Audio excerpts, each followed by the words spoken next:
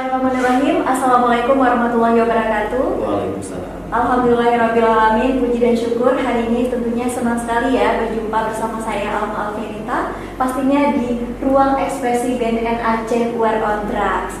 Nah pemirsa, hari ini kita kedatangan tamu spesial ya. Beliau ini merupakan seorang santri dan juga seorang ustaz.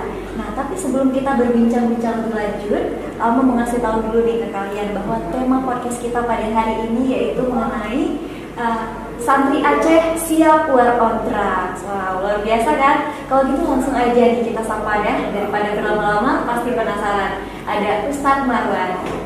Assalamualaikum Ustadz. Waalaikumsalam warahmatullahi wabarakatuh. Halo Ustadz, gimana kabarnya Ustadz? Alhamdulillah sampai hari ini masih sangat gembira ya kan, masih sangat senang ya kan, apalagi diundang di tempat yang sangat istimewa ya kan. Wow, biasa gimana Ustadz perasaannya ketika diundang di BNN? Oh, itu perasaannya campur aduk rasanya kan. Rasanya senang iya juga ya kan. Rasa deg-degan ya kan. Iya. Karena ini jarang-jarang lo bisa masuk ke sini ya kan. Sehingga ada kesan yang luar biasa. Jadi kalau secara pribadi ini menjadi tinta emas lah ya kan, di dalam perjalanan hidup, salah satu tinta emas lah ceritanya hari ini ya kan.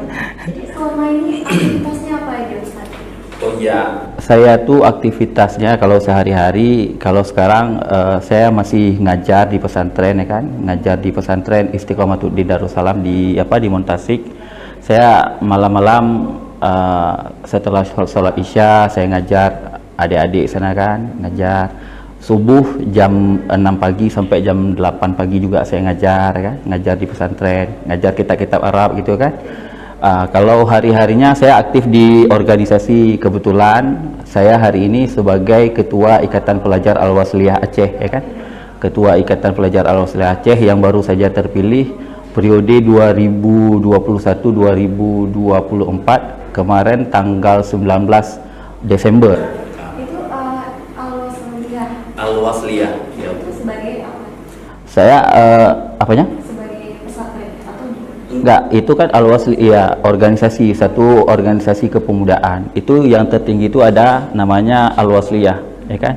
Ada kita punya 7 organ bagian. Yang pertama itu ada Ikatan Pelajar Al-Wasliyah, ada namanya Himmah, Himpunan Mahasiswa Al-Wasliyah, ada namanya GPA, Gerakan Pemuda Al-Wasliyah, ada namanya Isarah, Ikatan Sarjana Al-Wasliyah, ada namanya IKDA, Ikatan Guru dan Dosen Al-Wasliyah, ada namanya satu lagi Muslimat Al-Wasliyah. Jadi saat ini kami bagian daripada Al-Wasliyah, yaitu di organ bagian Ikatan Pelajar Al-Wasliyah atau biasa dikatakan dengan IPA gitu.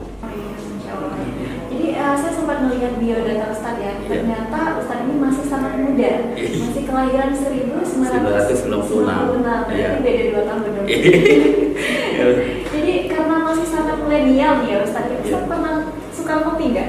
Oh iya, kalau saya pagi-pagi memang ngopi kan. Kadang-kadang kalau iya betul. Kadang-kadang saya tempat ngopi saya kalau di daerah sini, daerah Darussalam biasa kan, di Dekmi ya kan, di Kubra, di Zakir ya, kayak itu-itulah kan. Nanti iya kan. Sama dong, saya juga suka ngopi. Tapi kalau di sini ngopinya beda versi. Kalau biasa kita kan di kafe-kafe, ngopi di mana aja di warkop. Tapi kalau di BNN ngopinya beda nih Ustaz. Gimana tuh ngopi di BNN gimana?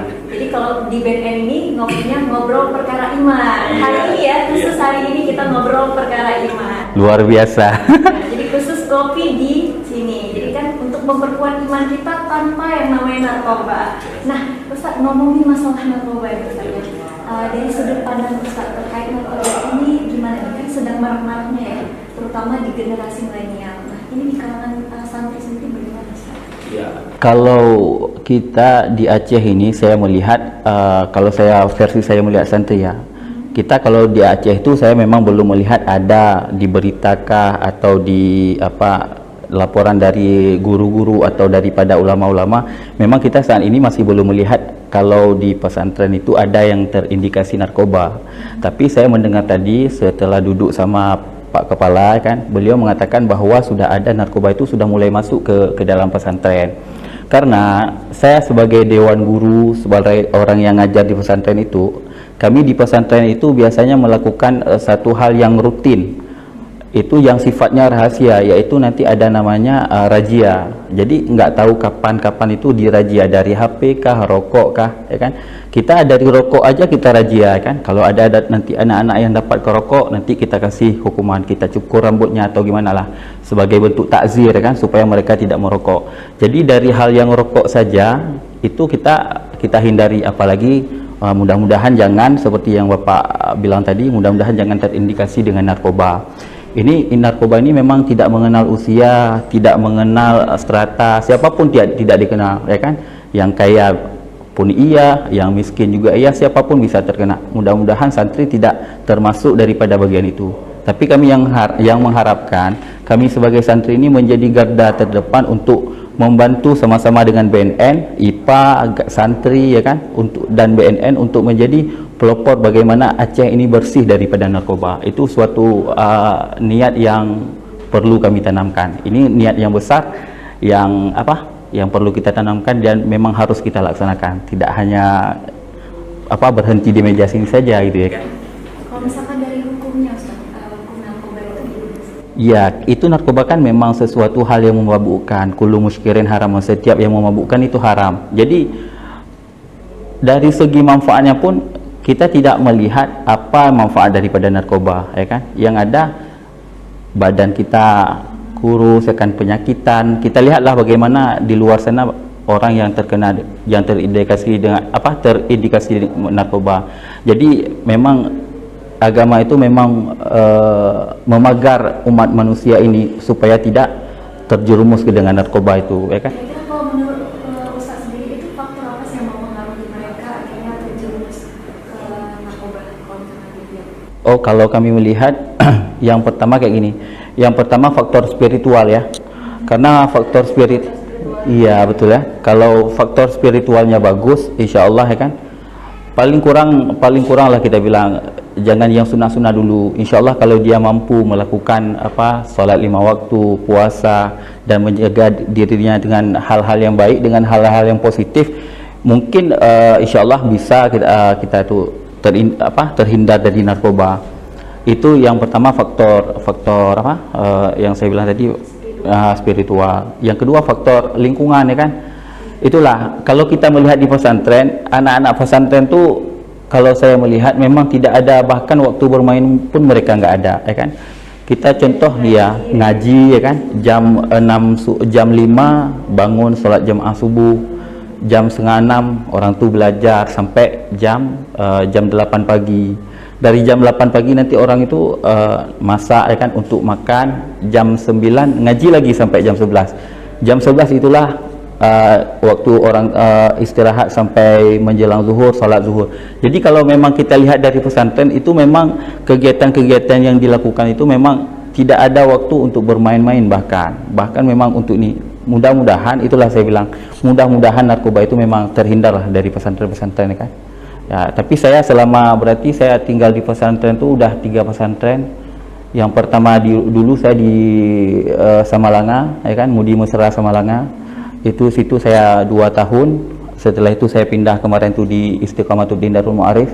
Saya situ ada 3 tahun. Sekarang saya pindah di sana sebagai tenaga pengajar di sana. Iya, berpindah-pindah, ya kan. Karena satu dan lain hal, gitu ya. Tapi itulah yang saya lihat memang di pesantren itu hal-hal yang positif lah. Mudah-mudahan tidak ada narkoba di pesantren. Nah, itulah tadi ketika kami berbicara dengan Bapak Kepala saat audiensi, beliau menawarkan suatu gagasan yang sangat besar menurut kami, ya kan. Itu beliau mengajak kami, ya kan, mengajak dari IPA, background kami sebagai santri, mengajak nanti organisasi-organisasi lain, bahwa bagaimanapun seluruh pesantren yang ada di Aceh ini terkoneksi semua, sehingga kita buat satu gerakan, satu deklarasi, yaitu santri Aceh menolak narkoba. Itu merupakan PR yang sangat besar menurut kami, satu gagasan yang sangat besar yang ditawarkan, yang bisa kita wacanakan dan mudah-mudahan bisa kita implementasikan. Luar biasa, ya kan, menghindari. Kebetulan juga saya kan alumni pesantren besar. Iya. Kalau saya di Montasik, ya. Iya, betul. Kalau saya di Indrapuri. Iya, di Indrapuri. Jauh-jauh, nggak jauh-jauh berarti, ya. Nggak jauh-jauh. Tapi saya sempat belajar juga juga kan kalau misalkan ini kan narkoba ini kan salah satu mempengaruhi kesehatan juga ya, dan efeknya itu sangat besar. Nah, biasanya juga sempat belajar itu ada mafuzat besar yang mengatakan fakir qabla al-azimah. Jadi berpikir dulu sebelum bertindak. Nah, dalam hal narkoba ini mungkin ada nggak pesan yang ingin Ustaz sampaikan? Untuk ya, para santri dan juga mereka-mereka yang terjerumus ke narkoba. Ya, sebetulnya pesannya sederhana sih sebenarnya kan. Mereka dari kita ini orang yang mudah-mudahan yang belum terjerumus dalam narkoba ini, ketika kita melihat ada saudara kita, kawan-kawan kita yang sudah terkena narkoba, kita jangan takut, kita jangan segan untuk mengatakan bahwa itu sesuatu hal yang tidak betul, ya kan? Kita sampaikan kepada dia dengan secara baik-baik, sehingga dengan cara demikian mudah-mudahan dia itu mampu kita kembalikan lagi kepada jalan yang betul. Artinya yang dahulunya dia adalah seorang pemakai narkoba, dia bisa direhabilitasi, ya kan? Kita ajarkan, atau bisa bahkan kita di pesantren, ya kan?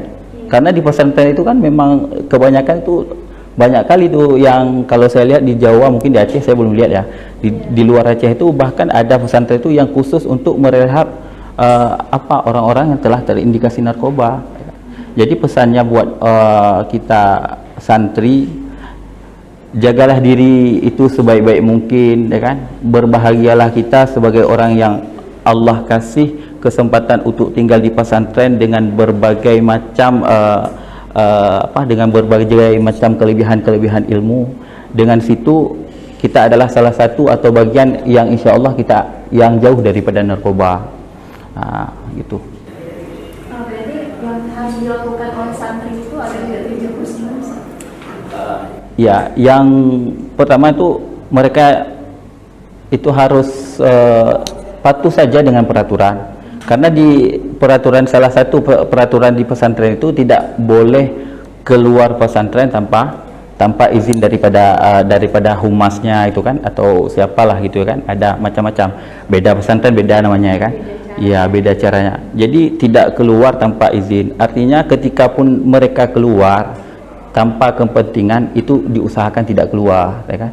Tapi kalau memang mereka keluar, sehingga kadang-kadang ada yang keluar dari pesantren, yang kadang berhari-hari mereka tidak pulang, takutnya berkawan dengan siapa, kadang-kadang apalagi yang masih labil, kan. Kita di pesantren itu kan tertutup kita, tapi tiba-tiba kita keluar, kita lihat, oh luas sekali dunia ini, ya kan, kaget itu kan.